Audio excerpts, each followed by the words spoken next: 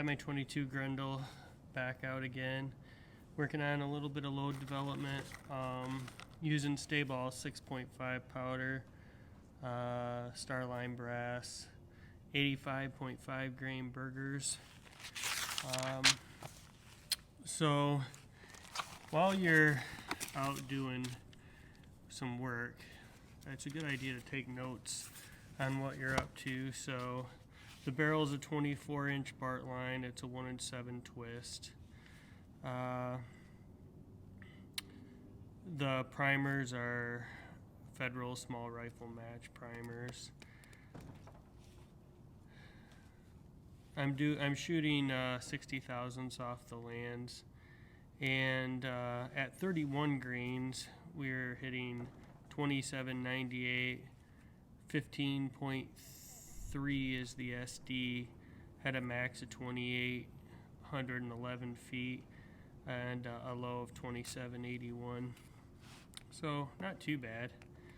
At 31.5, it got to 2858, SD of 19.1, max of 2892, a low of 2844.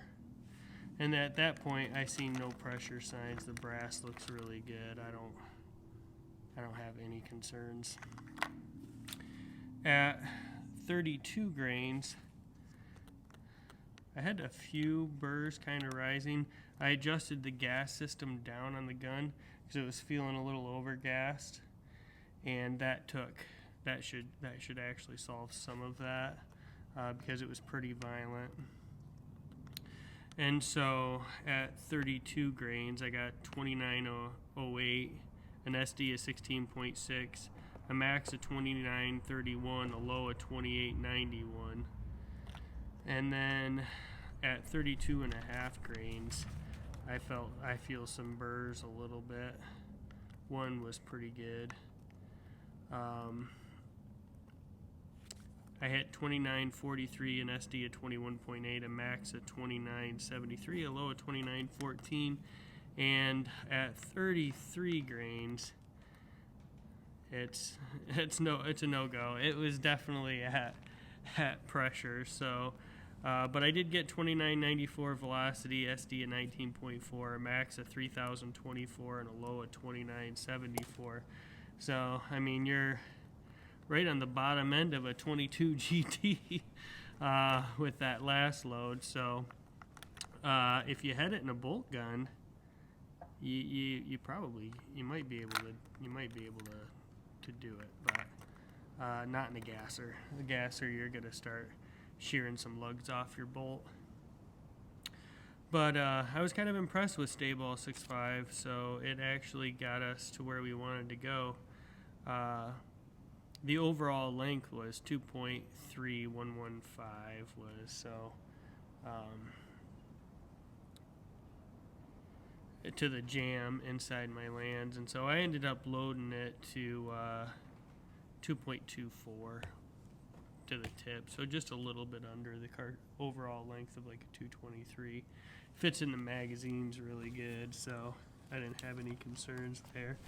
Magazines fed just fine, so it was powder's pretty dirty though, so you can see it's getting pretty yucky in there. But I just thought I'd take a couple minutes and kind of give you an update of where things are at. Overall, I'm pretty happy with the 22 Grendel. It's kicking the pants off a 224 Valkyrie, even at a low rate. At 31 grains, you can't get to that with a Valkyrie. So, not without using like CFE 223, you're not going to get a stable powder. That's pretty good. It's not going to be great with the temperature changes. So, you're going to have to babysit your loads a little bit if you loaded it to max. And so Stayball is pretty temperature stable. It's not like a Varget or something like that, or a 4350, one of like the Hodgdon Extreme powders, but it's definitely better than like a traditional ball powder like a CFE 223 or 4895 or one of those. And so I just thought I'd give you an update on what I got so far. I think I would probably load at 32 grains. I wouldn't go to any more than that, which kind of matched up wise with a